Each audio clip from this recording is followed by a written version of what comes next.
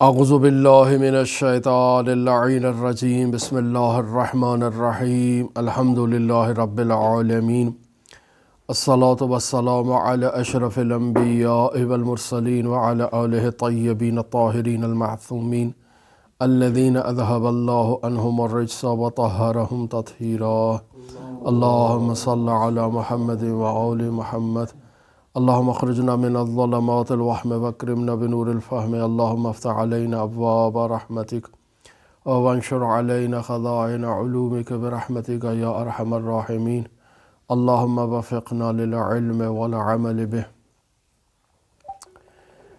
کتاب شریف معراج السعادہ، اس کے درس کا آغاز آج ہم ماہ مبارک سیام میں، ماہ مبارک رحمت و برکت میں آغاز کر رہے ہیں۔ آپ تمام مومنین کی خدمت میں ماہ سیام کی تبریک و تہنیت پیش کرتا ہوں۔ جی کتاب شریف معراج السعادہ اخلاقی کتاب اور انسان کی تربیت میں نہایت اہم کردار ادا کرنے والی کتاب جناب ملا احمد نراقی کی کتاب ہے، جو انہوں نے اپنے والد بزرگوار کی کتاب ملا مہدی نراقی کی کتاب جامع السعادات کے خلاصے کے طور پر، ترجمے کے طور پر عربی زبان سے فارسی زبان میں کی، اور پھر اس کا اردو زبان میں ترجمہ عروج السعادہ کے عنوان سے پبلش کیا گیا۔ ہم کوشش کر رہے تھے کہ اس کتاب کے خلاصے کو اور مختصر انداز میں اس کو بیان کریں، لیکن چونکہ کتاب ایک نہایت ہی جامع کتاب ہے، نہایت ہی بہترین کتاب ہے، اس عنوان سے کہ انسان اس کتاب کو پڑھے اور اپنی اخلاقی تربیت حاصل کرے، لہٰذا اس کتاب کے عناوین کو بیان کرتے کرتے آج ہم چوتھے باب کا آغاز کر رہے ہیں۔ اس چوتھے باب میں مرحوم ملا احمد نراقی اخلاق کی اقسام کی تفصیل بیان کرنا چاہتے ہیں، یعنی پورے باب میں انواع و اقسام اس کی جو اخلاق کی ہیں وہ بیان کریں گے، اور پھر ہر قسم کو کیسے حاصل کیا جائے، یعنی کیفیت حصول کیسے ہو، اسے بیان کر رہے ہیں۔ لہٰذا اس باب میں رذائل فاسدہ کی بھی ظاہر ہے تشریح کی جائے گی، اور ہر ایک فاسد رذیلت کا علاج کیسے کیا جائے یہ بھی یقینی بات ہے کہ اس میں بیان ہوگا۔ لہٰذا اب تک جو بحث ہو چکی ہے گزشتہ ابواب میں، اس کے مطابق جو ہے وہ انسان کے اندر جو قوتیں موجود ہیں، جو انسان کے اندر صفات اور اخلاق موجود ہیں، ان کا منبع اور محور چار قوتیں بیان کی گئی ہیں۔ پہلی قوت عاقلہ ہے، دوسری قوت عاملہ ہے، تیسری غضب ہے، اور چوتھی قوت جو ہے وہ قوت شہویہ ہے۔ یہ چار قوتیں ہیں، اور اگر قوت عاملہ، وہ قوت جو انسان کے اعمال کی مینجمنٹ کر رہی ہے، اگر یہ قوت عاملہ اعمال حسنہ بجا لانے میں تمام باقی قوتوں کے اوپر حکمرانی کرتی ہے اور حاکم ہوتی ہے، تو اس کا یہ فائدہ ہوتا ہے کہ انسان کے جتنے اعمال اس کے وجود سے سرزد ہوتے ہیں وہ تمام اعمال صفات کمال کے حامل ہوتے ہیں۔ لہٰذا انسان کا یہ وظیفہ ہے کہ قوت عاملہ کو تمام باقی قوتوں پر حکمرانی کا درجہ دے، اور جب قوت عاملہ حاکم ہو جائے گی تو پھر اس قوت عاملہ کو قوت عاقلہ کے تابع فرمان ہونا ہے، مطیع ہونا ہے، اطاعت کرنا ہے، اور جب قوت عاملہ تمام باقی قوتوں کے ساتھ قوت عاقلہ کے فرمان برداری اختیار کرے تو اس کیفیت کو عدالت کہتے ہیں، یعنی انسان عدالت میں داخل ہو چکا ہے۔ پس تمام قوتیں جب اپنے کمال کے مرتبے پر پہنچتی ہیں تو اسے عدالت حاصل ہوتی ہے انسان کے لیے، اور جس قدر بھی ان میں نقص پایا جائے گا تو ان میں نقص باعث بنے گا انسان کی عدالت میں نقص کا، یعنی انسان کی عدالت ناقص ہو جائے گی۔ لہٰذا اسی لیے عدالت کو ایک ایسی صفت کہا گیا ہے کہ جس میں تمام صفات کمال جو ہیں وہ جامعیت میں موجود ہے۔ اگر کسی بھی صفت میں ذرہ بھر بھی نقص پایا جائے گا تو وہ عدالت کے اوپر اس کا ایک اثر ہوگا، عدالت جو ہے وہ اس سے متاثر ہوگی۔ لہٰذا اسی وجہ سے عدالت کو انسان جو حاصل کرتا ہے تو اس کے حاصل کرنے کی جو مخصوص کوئی کیفیت ہے وہ اس انداز میں نہیں، فقط ان تمام قوتوں کو اعتدال پر رکھنا، یہی مخصوص اس کی کیفیت ہے۔ اور عدالت کے اپوزٹ جو صورتحال بنتی ہے وہ ہے جور، اور اس جور کے لیے جو ہے وہ ایک مخصوص علاج ہے جو اس کا خاتمہ ہونا چاہیے۔ لیکن چونکہ عدالت جو ہے اس کے بارے میں بیان کیا گیا کہ جامع جمیع کمال ہے، یعنی ایک ایسی صفت ہے جس میں تمام کمالات موجود ہیں، لہٰذا اس وجہ سے مرحوم ملا احمد نراقی عدالت کو علیحدہ سے بیان کر رہے ہیں، اور باقی قوتوں کو جو چار جو مقامات ان کے بنتے ہیں ان کو علیحدہ علیحدہ سے بیان کر رہے ہیں۔ یہ خصوصیت مرحوم ملا احمد نراقی نے بیان کیا۔ لہٰذا سب سے پہلا مقام اس کتاب میں چوتھے باب کے اندر جو بیان کیا جائے گا وہ ہے قوت عاملہ کے متعلقات جنہیں عدالت کہتے ہیں، اس کا بیان کرنا ہے کہ وہ کیسے حد وسط پر آئیں گے، کیسے انہیں اعتدال میں لے کر آنا ہے۔ لہٰذا پہلی فصل اس چوتھے باب میں جسے ملا احمد نراقی بیان کر رہے ہیں وہ ہے شرافت عدالت، کہ عدالت کیسے جو ہے وہ شرافت رکھتی ہے، کیسے مقام رکھتی ہے۔ اور اس کا عام طور پر معنی جو بیان کیا جاتا ہے وہ یہی ہے کہ تمام امور جو ہیں وہ حد اعتدال پر رہیں، میانہ روی میں رہیں، تب انسان جا کر عادل بنتا ہے، تب انسان کی یہ تمام قوتیں جو ہیں وہ صفات کمال تک پہنچتی ہیں۔ پس عدالت در حقیقت جو ہے وہ جامع جمیع کمالات کو کہا جائے گا، بلکہ خود عدالت ہی عین کمالات ہے۔ یہ عدالت اس مقام پر جو ہے وہ فائز ہے۔ لیکن عدالت کے اپوزٹ جو طاقت ہے جسے جور کہا جائے وہ تمام رذائل کا مجموعہ ہے، بلکہ خود رذائل جو ہے اس کو جور کہا جاتا ہے۔ لہٰذا عدالت ایک ایسی کیفیت ہے کہ جس کی بدولت انسان کی تمام افعال اور انسان میں موجود تمام صفات، انسان ان کو درست انداز میں انجام دینے پر قادر ہو جاتا ہے، تو اس کیفیت کو عدالت کہتے ہیں۔ یعنی انسان میں موجود مختلف قوتیں ہیں اور ان قوتوں میں انسان اختلاف سے ان قوتوں کی حفاظت کرتا ہے اور تمام قوتوں کو حد وسط پر رکھتا ہے، اور اس حد وسط کے نتیجے میں انسان میں یہ اخلاق فاضلہ اور صفات کاملہ ایجاد ہوتی ہیں، اور اسی پر عدالت کا انحصار ہے۔ لہٰذا فرماتے ہیں کہ اسی وجہ سے افلاطون الہی نے کہا ہے کہ صفت عدالت کے سبب تمام اجزائے نفس جو ہیں وہ روشن ہو جاتے ہیں۔ اب یہاں مصنف محترم جو ہے وہ افلاطون الہی کہہ رہے ہیں۔ یہ افلاطون الہی کہنے کی بنیادی وجہ یہاں پر کیا ہے، اس کے بارے میں جو ہے وہ شاید ایک نظریہ چونکہ یہ موجود ہے کہ یہ ہستیاں مقام نبوت پر فائز تھیں، لہٰذا ممکن ہے افلاطون الہی کہنے کی وجہ یہ ہو کہ یہ نبی ہیں، چونکہ ایک نظریہ موجود ہے دینی تعلیمات میں اور روایات کی روشنی میں کہ یہ افلاطون ہو گئے، یہ ارسطو ہو گئے، یہ اپنے زمانے میں نبی تھے۔ شاید یہ افلاطون الہی کہنے کی وجہ ان کی نبوت کی طرف اشارہ ہو، یا شاید مصنف ان کو افلاطون الہی اس وجہ سے کہہ رہے ہیں کہ ان کی جتنی بھی تعلیمات ہیں وہ تعلیمات الہی کا نچوڑ ہے، یعنی نورانی تعلیمات کا نچوڑ ہے، اس وجہ سے انہیں افلاطون الہی کے انہوں نے ٹائٹل سے مخاطب قرار دیا۔ پھر یہاں کہتے ہیں کہ یہ افلاطون الہی نے کہا ہے کہ صفت عدالت کے سبب تمام اجزائے نفس روشن اور نورانی ہو جاتے ہیں، تو یہاں سوال یہ پیدا ہوتا ہے کہ کیا نفس کے اجزاء ہیں، جبکہ نفس تو مجرد ہے، غیر مادی ہے، اس کے اجزاء کیسے ہو سکتے ہیں؟ تو یہاں عزیزان محترم در حقیقت یہ بیان کرنا چاہ رہے ہیں کہ نفس واقعاً مادی نہیں ہے، مجرد ہے، لیکن انسان کے جو جسمانی اعضاء ہیں وہ جسمانی اعضاء تو بالآخر جسم سے تعلق رکھتے ہیں، آنکھ ہے،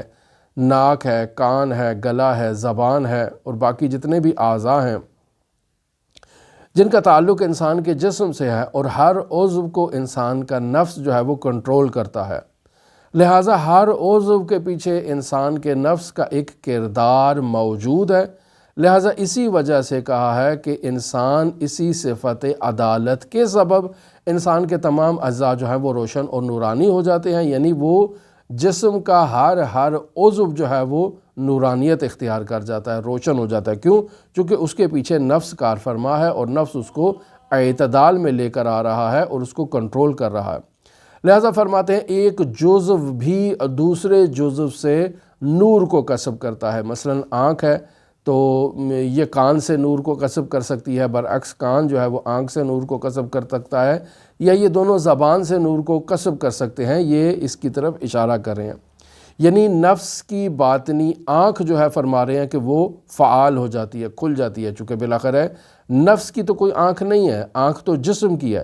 لیکن انسان اس قدر تہذیب نفس اختیار کرتا ہے کہ وہ باطنی طور پر جو ہے وہ اشیاء کو مشاہدہ کرنا شروع کر دیتا ہے۔ اس کی وہ باطنی آنکھ، جسے بعض اصطلاحات میں چشم برزخی کہا جاتا ہے، وہ باطنی آنکھ انسان کی کھل جاتی ہے۔ انسان نیک افعال انجام دینے کی طرف متوجہ ہوتا ہے، یعنی پہلے وہ آنکھ ان افعال کو افعال نیک نہیں مشاہدہ کر رہی تھی، اب انسان کے نفس نے اس قدر اس کے تمام اعضاء کو کنٹرول میں رکھا ہے اور اسے اعتدال پر لے کر آیا ہے کہ انسان اب اشیاء کے حقائق کو مشاہدہ کر رہا ہے، ان کی نورانیت کو مشاہدہ کر رہا ہے، افعال کے نور کو مشاہدہ کر رہا ہے۔ لہٰذا انسان ان سے غافل نہیں ہو سکتا، انسان ان سے دور رہ نہیں سکتا ہے۔ لہٰذا یہی باعث بنتے ہیں کہ انسان میں رفتہ رفتہ جو ہے وہ قوت عدالت قوی سے قوی تر ہو جائے اور انسان ملکہ نفسانیہ کی کیفیت اختیار کر جائے، جسے عصمت اختیاری سے ہم نے تعبیر کیا۔ البتہ ہم نے تعبیر نہیں کیا، یہ علماء کی اصطلاح ہے، ہم نے صرف اس کو نقل کیا ہے۔ لہٰذا عدالت کی خاص صفت اور خاص خصوصیت کیا ہے؟ خاص خصوصیت عدالت کی یہ ہے کہ مختلف جو امور ہیں ان میں نزاع اور جھگڑا نہیں ہونے پاتا، یعنی انسان جب اپنے تمام اعمال کو اور تمام جو قوہ نفس ہیں، قوت مثلا غضب ہے، قوت شہوت ہے، قوت وہم ہے، انہیں جب اعتدال میں لے کر آتا ہے اور قوت عاقلہ کے ماتحت لے کر آتا ہے تو کسی قسم کا کوئی جھگڑا، کسی قسم کا کوئی نزاع، کسی قسم کی کوئی افراط و تفریط انسان کے وجود میں موجود نہیں رہتی ہے اور انسان حد وسط پر قائم ہوتا ہے، اور اسی حد وسط پر قائم رہنے سے انسان کے وجود میں ایک وحدت کی شعاع جو ہے وہ جنم لیتی ہے، ایک وحدت ایجاد ہو جاتی ہے، اور انسان در واقع اسی وحدت سے ایک بے انتہا سفر کی طرف جو ہے وہ انسان آغاز کرتا ہے، جو وحدت کا سفر ہے۔ لہٰذا وحدت کا مرتبہ جو ہے وہ ہمیشہ کثرت کے مرتبے سے بلند ہوتا ہے۔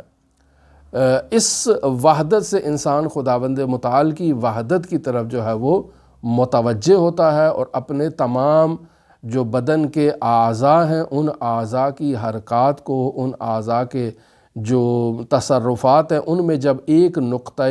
مشترک اور نقطہ واحد پر انسان پہنچ جاتا ہے تو اس سے خداوند متعال کی وحدت کی طرف بھی انسان متوجہ ہوتا ہے، اور پھر وہاں سے انسان جو ہے وہ ایک ایسا روحانی سفر آغاز کرتا ہے کہ جس کی طرف پہلے وہ متوجہ نہیں تھا۔ اب اس کے وجود میں وہ جو پہلے آوازیں مختلف تھیں، یعنی آنکھ ایک الگ سمت کی طرف سفر کر رہی تھی، انسان کا کان ایک الگ سمت سفر کر رہا تھا، زبان ایک الگ سمت کی طرف سفر کر رہی تھی، اب یہ تمام اعضاء متحد ہو چکے ہیں اور ایک قوت عاقلہ کی فرمان برداری میں حد وسط میں حرکت کر رہے ہیں، اور ان میں جو ایک خاص قسم کا یہ اتحاد پیدا ہوا ہے جس کے نتیجے میں یہ وحدت نے جنم لیا ہے۔ یہ کہتے ہیں یہ عین اسی طرح سے ہے کہ جب آپ دیکھتے ہیں کہ 10-15 افراد مل کر آواز اپنے منہ سے نکالتے ہیں تو یہ مختلف افراد آوازیں نکال رہے ہیں، یہ آوازیں نکلنے سے نتیجہ یہ بنے گا کہ یہ ایک بہت ہی ایک نامنظم کیفیت ایجاد ہو جائے گی اور انسان کے لیے باعث تنفر ہوگی، یعنی انسان اس کو پسند نہیں کرے گا ان آوازوں کو۔ لیکن اگر وہ آوازیں آپس میں نہایت ہی موزوں انداز میں نکلیں، تناسب کے ساتھ آپس میں انہوں نے ایک دوسرے کی ردھم کو میچ کیا ہو، کسی نے بلند بولنا ہے، کسی نے آہستہ بولنا ہے، کس کی آواز موٹی ہے اس نے کس وقت بولنا ہے، کس کی آواز باریک ہے اس نے کس وقت بولنا ہے، اگر یہ ان کو ایک مینجمنٹ دیں گے، ان کو ایک نظم دیں گے تو کیا خوبصورت نغمہ اس سے جو ہے وہ ایجاد ہوگا۔ یہ نغمہ جو ایجاد ہوگا اس سے انسان جو ہے وہ اس کی طرف متوجہ ہوگا، یہ آواز دلربا کہلائے گی۔ جبکہ اس کے برعکس اگر یہ تمام افراد جو ہیں وہ ایک جس طرح کہتے ہیں آپ لوگ پھٹے ہوئے ڈھول کی طرح بولنا شروع کر دیں تو اس سے جو ہے وہ ایک تنفر کی کیفیت ایجاد ہوگی، انسان اس آواز سے متنفر ہو جائے گا۔ یہ باعث کیا بنا؟ یہ باعث عدم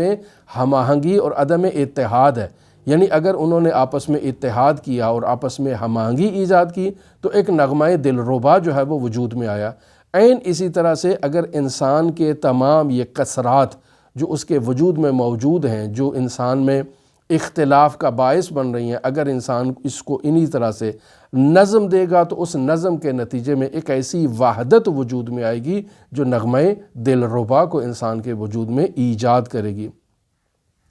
لہٰذا مختلف اعضاء میں جب تک یہ مناسب جوہری اتحاد انسان کا پیدا نہ ہو جائے اس وقت تک انسان کے وجود کی ایک روحانی دلکش صورت جو ہے وہ نمودار نہیں ہوگی۔ جیسے ہمارے معاشرے میں کہا جاتا ہے کہ فلاں شخص کے چہرے کا جو نین نقش ہے وہ بہت ہی خوبصورت ہے، یعنی کیسے؟ یعنی اس کے تمام ناک، اس کا آنکھیں، اس کے ہونٹ اور تمام جو اس کے چہرے کے جو خد و خال ہیں وہ نہایت ہی موزوں ہیں کہ انسان کے لیے دلکش دکھائی دیتے ہیں۔ لیکن اگر اس کے چہرے میں یہ چیزیں موزوں نہ ہوں، ہونٹ زیادہ بڑے ہو جائیں یا ناک زیادہ بڑا ہو جائے یا آنکھیں بہت چھوٹی ہو جائیں تو وہ ایک جو ہے وہ دلکشی اس میں جو ہے وہ ظاہر نہیں ہوگی۔ پس یہ وحدت جس قدر مرتبہ کمال پر ہوگی اسی قدر جو ہے وہ انسان کے وجود میں شرافت جو ہے وہ ایجاد ہوگی، اسی قدر انسان کے وجود میں جو ہے یہ عدالت نمایاں طور پر جو ہے وہ ابھر کر سامنے آئے گی۔ بس یہاں سے معلوم ہوا کہ جتنے بھی موجودات ہیں ان میں اشرف موجودات واحد حقیقی ہے، یعنی ایک اس میں جو ہے نا وہ وحدت ہونی چاہیے، اور اگر اس میں وہ وحدت ایجاد نہ ہو تو انسان جو ہے وہ خداوند متعال کی جانب جو اس کا سفر ہے وہ سفر ناکام ہوتا ہے۔ پس جس کے دامن میں کثرت کے گرد و غبار موجود ہوں اور اس نے اپنے دامن کو کثرت کی آلودگی سے پاکیزہ نہ کیا ہو اس کے وجود میں وہ نورانیت الہیہ داخل نہیں ہوگی۔ پس ہر انسان اپنے ظرف کی جو قابلیت ہے، جو اس میں توانائی ہے، اسی کے مطابق اس وحدت کو اپنے وجود میں ایجاد کر سکتا ہے، اس وحدت کو اپنے وجود میں حاصل کر سکتا ہے، اور جس قدر انسان اس وحدت کے سائے میں پروان چڑھے گا اس کا خداوند متعال سے رابطہ مضبوط سے مضبوط ہو جائے گا۔ ایسا انسان خداوند متعال کی اس وحدت کو بہتر انداز میں جو ہے وہ درک کر پائے گا۔ لیکن برعکس اگر انسان میں یہ نظم موجود نہ ہو تو یہ نظم نہ ہونا باعث بنے گا کہ انسان خداوند متعال سے دوری اختیار کرے۔ پس عالم امکان کی ہر ذات اس کی وحدانیت کا سایہ ہے، یعنی ہر ذات جو ہے وہ خداوند متعال کی وحدانیت کی جو ہے وہ عکاسی اور ترجمانی کر رہی ہے، اور مختلف امور میں جو ہے وہ اس کی یکتائی کا جو ہے وہ ایک نمونہ پیش کر رہی ہے۔ پس ہمارے اعتدال پر خداوند متعال کا ایک سایہ، ایک جو ہے وہ ایک کرن ہمارے وجود پر جو ہے وہ نمودار ہوگی، اور ہم اس سے جو ہے وہ خداوند متعال کی طرف جو ہے وہ متوجہ ہوں گے۔ پس یہ جو عناصر اربعہ بیان کیے جاتے ہیں کہ آگ ہے، ہوا ہے، مٹی ہے، پانی ہے، ان عناصر سے جو ہے وہ ان کے امتزاج سے اور ان کے اعتدال سے جو ہے یہ موجودات وجود میں آئی ہیں جنہیں موالید ثلاث کہتے ہیں، یعنی نباتات ہے، جمادات ہے، حیوانات ہے، اور انہی حیوانات میں سے ایک حیوان جو ہے وہ انسان ہے۔ یہ اس اعتدال کے نتیجے میں جو ہے وہ وجود میں آتے ہیں۔ اگر وہ عناصر اربعہ ایک خاص اعتدال اختیار نہ کریں، یعنی معتدل مزاجی ان میں نہ ہو، تو یہ جو موالید ثلاث ہیں یہ وجود میں نہیں آ پائیں گے۔ تو پس پھر اگر یہ معتدل مزاجی میں آ جائیں تو پھر اس کے نتیجے میں انسان کا جسم جو ہے وہ وجود میں آئے گا، اور وہ جو روح ہے انسان کی، جو روح ربانی ہے، وہ پاکیزہ نفس جو ہے وہ انسان کے وجود کے ساتھ جو ہے وہ جڑ جاتا ہے۔ اب انسان کے وجود کے ساتھ جو یہ پاکیزہ نفس جڑا ہے، اسی نفس کی بدولت جو ہے وہ انسان کو شرافت اور انسان کو کمال عطا ہوا ہے۔ پس جس مقدار میں انسان اپنے وجود کو اعتدال میں رکھے گا، کمال کی طرف انسان کا سفر جو ہے وہ جاری ہوگا، اور جس قدر انسان اپنے وجود کو اعتدال سے دور کرے گا تو در واقع انسان کا یہ سفر جو ہے وہ کمال کی طرف جو ہے وہ جاری نہیں ہوگا۔ پس اگر اس پہ ایک تحقیقی نظر مرحوم مصنف فرما رہے ہیں کہ کی جائے تو ہر ایک حسن اعتدال اور وحدت کے ذریعے سے ہی جو ہے وہ حاصل ہوتا ہے، اور اگر ان میں اختلاف ہو تو اس اختلاف کے مختلف نام جو ہے وہ پھر دیے جا سکتے ہیں، یعنی عناصر میں اس اعتدال مزاجی کے نتیجے میں انسان میں یہ ایک جو ہے وہ نظم ایجاد ہوتا ہے، یہ وحدت ایجاد ہوتی ہے۔ لیکن اگر انسان اعضائے انسانیہ اس میں یہ حسن و جمال و حرکت و ناز و جو چیزیں بیان کر رہے ہیں، اشوائے روح افزا آوازیں اور یہ نغمہ دلربا، گفتار میں فصاحت، ملکات نفسانیہ میں عدالت، الغرض کہ ہر جا اسی کا جلوہ انسان کے وجود میں دکھائی دے گا، اور ہر جگہ اس کا ایک علیحدہ نام جس کا مظہر جو ہے وہ ظاہر ہوگا اور وہ مطلوب ہوگا۔ یعنی یہ کہنا چاہ رہے ہیں کہ انسان کے تمام جتنے بھی اعضاء ہیں وہ در حقیقت اسی ذات کی تجلی ہیں، اسی ذات کی ایک نشاندہی کرتے ہیں انسان کے اعضاء میں، انسان کے وجود میں، اور در واقع انسان کے یہ اعضاء اسی حسن و جمال کو منعکس کرتے ہیں جو خداوند متعال نے انسان کو عطا کیا ہے۔ پس اس اعتبار سے جس لباس میں بھی اپنے کو آراستہ کرے، نفس اس کا عاشق زار ہے، یعنی انسان جس انداز میں خود کو مرتب کرے گا، خود کو تیار کرے گا، اور جس جگہ سے انسان جو ہے وہ برآمد ہوگا، اس کی روح جو ہے وہ اسی انداز میں اسی لباس حسن کی ترجمانی کرے گی اور اسی کی جو ہے وہ نمائش کا اظہار کرے گی۔ پھر فرماتے ہیں کہ یہ وحدت اگرچہ بالعرض ہے، یعنی جیسی کہ ممکنات میں، لیکن پھر بھی یہ ایک ہوا ہے، ایک جھرونکا ہے۔ یہ ایسے ہی ہے جیسے ایک دوست کا پیراہن اور قمیص جب حرکت میں آتی ہے تو اس سے ایک دل نشین مہک ایجاد ہوتی ہے اور انسان اپنے دوست کی طرف متوجہ ہوتا ہے۔ جیسے حضرت یوسف کا پیراہن وہ ایک طویل مسافت کے بعد جو ہے وہ اس سے ایک ہوا جو ہے وہ اس سے ٹکرائی اور اس کی مہک جو ہے وہ دور و دور جو ہے وہ سنائی دی گئی اور معلوم ہو گئی، اور معلوم ہو گیا کہ حضرت یوسف علیہ نبینا و علیہ الصلاۃ والسلام کے پیراہن کی خوشبو آ رہی ہے۔ تو فرماتے ہیں کہ جس قدر یہ ہوا اس پیراہن کے ساتھ لگے گی اور اس کی بو آئے گی تو انسان اپنے محبوب کے قدم کے نشانوں کو محسوس کرے گا اور اس کی طرف متوجہ ہوگا۔ لہٰذا اسی طرح سے انسان کے بدن میں جس قدر مساوات ایجاد ہو جائے، جس قدر انسان افراط و تفریط سے بچے اور حد اعتدال میں آ جائے، میانہ روی میں آ جائے، اسی مقدار سے انسان کے وجود سے یہ مہک نمودار ہوگی اور اس سے انسان کے وجود سے جو ہے وہ وحدت الہیہ اور خداوند متعال کے جمال و جلال کی جھلک جو ہے وہ انسان کے وجود سے دکھائی دے گی، اور اسی میانہ روی کو عدالت کہتے ہیں۔ لہٰذا جس قدر انسان جو ہے وہ اپنے آپ کو معتدل کرتا جائے گا، انسان اس مقام عدالت کے ملکے کے قریب ہوتا جائے گا۔ لہٰذا الغرض کہتے ہیں کہ مختلف امور میں مساوات پیدا کرنا اور افراط و تفریط سے بچ کر حد وسط میں رہنا اور میانہ روی پر باقی رہنا، اسی کو عدالت کہتے ہیں۔ اس سے جو ہے وہ واضح ہو جاتا ہے کہ اخلاق اور افعال اور تقسیم اموال اور عطا بخش جو حکمرانی سیاست میں عدالت کے لحاظ رکھا جائے، اور عادل وہ ہے جو افراط و تفریط کی طرف میل جائز نہ رکھتا ہو، یعنی جس قدر بھی رجحان اس کو کرنا ہو سکتا ہے افراط و تفریط کی طرف، وہ میل جائز بھی اس کے اندر جو ہے وہ نہیں رکھتا ہے، بلکہ اصلاً افراط و تفریط اپنے وجود میں آنے ہی نہیں دیتا ہے۔ اور بالکل مساوات کے میدان میں وہ کوشش کرتا ہے اور حد وسط میں قائم رہتا ہے۔ اس حد وسط میں قائم رہنا ہی انسان کے لیے عدالت ہے۔ پس کہتے ہیں کہ کوئی شک نہیں کہ تمام امور میں حد وسط اور افراط و تفریط کا جاننا یہ ہمارے لیے ضروری ہے۔ اگر ہم چاہتے ہیں ملکہ عدالت ہمارے وجود میں ایجاد ہو تو اس ملکہ عدالت کو ایجاد کرنے کے لیے ہمیں افراط و تفریط کی کیفیات کو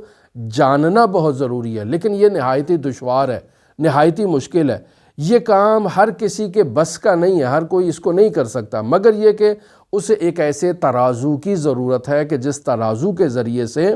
وہ اس عدالت کی جو ہے وہ اس معیار پر جو ہے وہ افعال کو اور چیزوں کو پرکھ سکے اور اسے معلوم ہو کہ کون سا فعل جو ہے وہ حد اعتدال پر ہے اور کون سا عمل جو ہے وہ حد اعتدال سے باہر ہے اور خارج ہے۔ لہٰذا ایک ایسے میزان کا ہونا انسان کے لیے ضروری ہے، اور وہ میزان کون ہے؟ وہ میزان یقینی بات ہے کہ اخلاقی کتابوں میں روایات اہل بیت علیہم السلام کی صورت میں ہمارے لیے بیان کر دیا گیا ہے۔ پس جس کے ذریعے سے انسان زیادتی پر نقصان معلوم کر لیتا ہے، انسان کو معلوم ہوتا ہے کہ کون سی چیز افراد کی طرف جا رہی ہے، کون سی چیز کیفیت کی طرف جا رہی ہے۔ پس ہر امر کے وسط کو جاننا یہ ضروری ہے، اور اسے جاننے کے لیے ہمارے پاس جو ہے وہ ترازو عدل شریعت حقائے الہیہ کے صورت میں اور سنن نبویہ کی صورت میں اور سنن ائمہ کی صورت میں جو ہے وہ موجود ہے، کہ جس پر عمل کر کے انسان جو ہے وہ آگے قدم بڑھاتا ہے۔ چونکہ باقاعدہ سرنامہ کلام جس حدیث کو ہم نے آغاز میں قرار دیا تھا کہ بعثت لأتمم مکارم الاخلاق، کہ میری بعثت کا ہدف مکارم اخلاق کی تکمیل ہے، لہٰذا شریعت حقائے الہیہ درواقع اسی مکارم اخلاق تک انسان کو پہنچانے کے لیے ہے، اور اسی طرح سے سنن النبی اسی مکارم اخلاق تک انسان کو پہنچانے کے لیے ہے، اور انسان اسی میزان عدل پر رہ کر جو ہے وہ کمال حاصل کر سکتا ہے۔ لہٰذا مرحوم مفسر قرآن کو مرحوم علی قاضی نے جو وظیفہ دیا تھا وہ یہی تھا کہ سنن النبی کو جمع کیا جائے اور ان پر عمل کیا جائے۔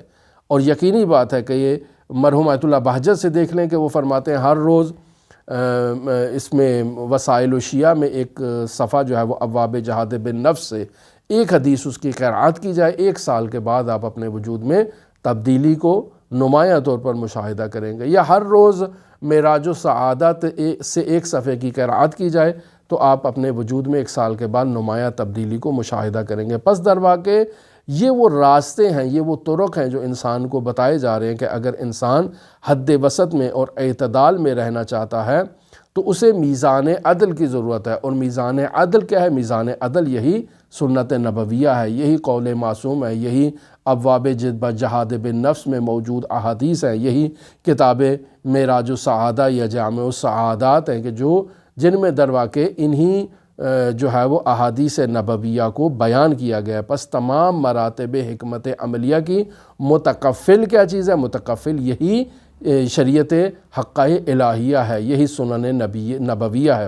لہٰذا عادل واقعی پر واجب ہے کہ وہ کیا ہو؟ حکیم ہو۔ یعنی کیا مطلب عادل واقعی حکیم ہو؟ یعنی قواعد شریعت الہیہ کا عالم ہو۔ اگر وہ قواعد شریعت کو جانتا ہے تو پھر وہ جو ہے وہ راہ اعتدال پر سفر کر سکتا ہے، لیکن اگر قواعد شریعت پر نہیں عامل نہیں ہے، جانتا نہیں ہے، عالم نہیں ہے، تو ایک انسان جب عالم نہیں ہے تو جو وہ عمل کرے گا وہ جہالت کی بنیاد پر ہوگا۔ جہالت کی بنیاد پر کیے جانے والا عمل کبھی بھی انسان کو کمال کی راہ پر گامزن نہیں کر سکتا ہے۔ لہٰذا علماء اخلاق نے عادل کی 3 اقسام جو ہیں وہ بیان کی ہیں۔ مد مقابل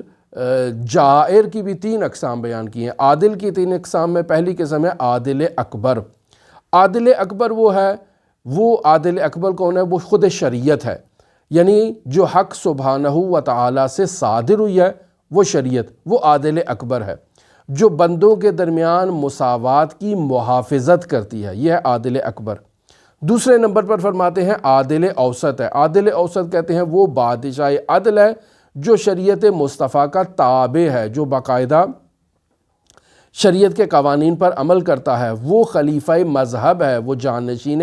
شریعت ہے، وہ پیرو شریعت ہے، اور تیسرے نمبر پر ہے عادل اصغر۔ عادل اصغر میں بتاتے ہیں کہ وہ سونا ہے، چاندی ہے، اور وہ جو معاملات میں مساوات کا جو ہے وہ کردار ادا کرتے ہیں۔ آپ مارکیٹ میں جاتے ہیں، لین دین کرتے ہیں، کوئی چیز دیتے ہیں، کوئی چیز لیتے ہیں، تو جس چیز آپ دے رہے ہیں اور جو چیز لے رہے ہیں ان میں مساوات قائم کرنے کے لیے آج کل کرنسی کا کردار ادا کیا جاتا ہے۔ یہ کرنسی جو آج کل مروجہ ملکوں میں رائج ہے، قدیم زمانے میں اس کی جگہ پر سونے اور چاندی کے سکے ہوا کرتے تھے۔ کہاں چاندی کا سکہ استعمال کرنا ہے، کہاں سونے کا سکہ استعمال کرنا ہے، وہ مارکیٹ ویلیو کے مطابق جو ہے وہ اس کی تشریح کی جاتی ہے، اور وہ معاشرے میں رائج ہوتا ہے۔ لہٰذا وہ بھی عدالت کی ایک قسم ہے جسے عادل اصغر کہا گیا ہے۔ پھر فرماتے ہیں یہ جو عادل اصغر ہے یہ معاملات میں مساوات کرتا ہے، اور کتاب الہی میں ان تینوں عادل کی طرف خداوند متعال نے سورہ حدید کی آیت نمبر 25 میں اشارہ فرمایا ہے۔ کیا ارشاد فرماتا ہے لقد ارسلنا رسلنا بالبینات، کہ بتحقیق ہم نے اپنے رسولوں کو واضح دلائل کے ساتھ جو ہے وہ بھیجا ہے۔ اب یہ واضح دلائل جو لے کر آئے ہیں وہ یقینی بات ہے کہ وہ عادل اکبر ہے۔ وَأَنزَلْنَا مَعَهُمُ الْكِتَابَ وَالْمِيزَانَ، اور ہم نے ان کے ساتھ کتاب کو اور میزان کو نازل کیا ہے۔ کیوں؟ لِيَقُومَ النَّاسُ بِالْقِسْطِ، تاکہ وہ لوگوں کے درمیان عدل قائم کر سکیں۔ یہ کیا ہو گیا؟ یہ عادل جو ہے وہ حد وسط ہو گیا، عادل متوسط ہو گیا۔ پھر اس کے بعد وَأَنزَلْنَا الْحَدِيدَ، ہم نے جو ہے وہ لوہے کو آسمان سے نازل کیا ہے۔ فِيهِ بَأْسٌ شَدِيدٌ وَمَنَافِعٌ لِلنَّاسِ، کہ اس لوہے کو جو ہم نے نازل کیا ہے جس میں شدید طاقت بھی ہے اور لوگوں کے لیے فائدہ بھی موجود ہے۔ یہ ہے عادل اصغر جو معاملات میں مساوات کرتا ہے۔ پس قرآن سے شریعت پروردگار یہاں پر مراد ہے، اور میزان سے درہم و دینار معیار ہے، اور لوہے سے شمشیر اور سلطان عادل مراد ہے جو آدمیوں کو سیدھے راستے پر جو ہے وہ گامزن کرتا ہے۔ پس تحدید اور سختی سے تمام امور کی حفاظت کرتا ہے۔ یہ حاکم کی ذمہ داری ہے کہ لوگوں میں عدل و مساوات کو قائم کرے اور ان کے درمیان جو ہے وہ نظم کو برقرار رکھے، اور اگر یہ نظم برقرار رکھنے کے لیے عادل جو ہے وہ شمشیر کا اور تلوار کا سہارا نہیں لیتا ہے، یعنی جسے ہم اپنی زبان میں کہیں ڈنڈے کا سہارا نہیں لیتا ہے، تو یہ لوگ آپس میں ایک دوسرے کے ساتھ جو ہے وہ اجحاف کریں گے، ایک دوسرے پر ظلم و ستم کریں گے، ایک دوسرے کے حقوق کو پامال کریں گے۔ لہٰذا یہاں جو ہے وہ عدل قائم کرنے کے لیے جو ہے وہ سختی کی بھی جو ہے وہ ضرورت ہوتی ہے۔ کہتے ہیں عادل کی ضد کیا ہے؟ جابر ہے، اور جابر کی بھی 3 قسمیں ہیں، جابر اعظم ہے، جابر اوسط ہے، اور جابر اصغر ہے۔ جابر اعظم کہتے ہیں جو شریعت کے حکم سے باہر ہو، یعنی شریعت کا پیروکار نہیں ہے، شریعت کی پیروی نہیں کرتا ہے، اسے کافر بھی کہتے ہیں۔ یہ اس طرف سے اسے جابر اعظم کہیں گے، دوسری طرف سے اسے کافر کہا جاتا ہے۔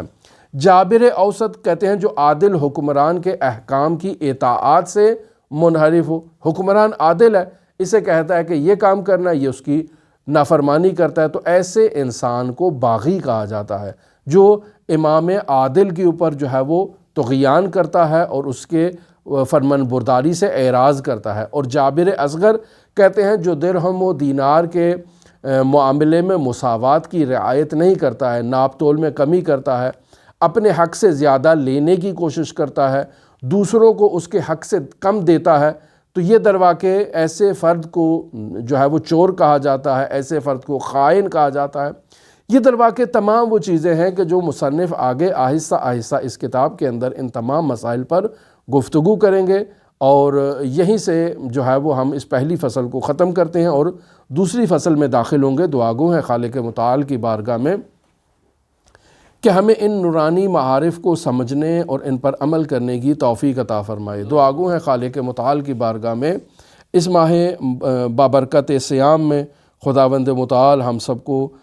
ہمارے عبادات کو، ہمارے روزوں کو، ہمارے صیام کو، ہماری اطاعات کو اپنی بارگاہ میں، ہماری تلاوت قرآن کو اپنی بارگاہ میں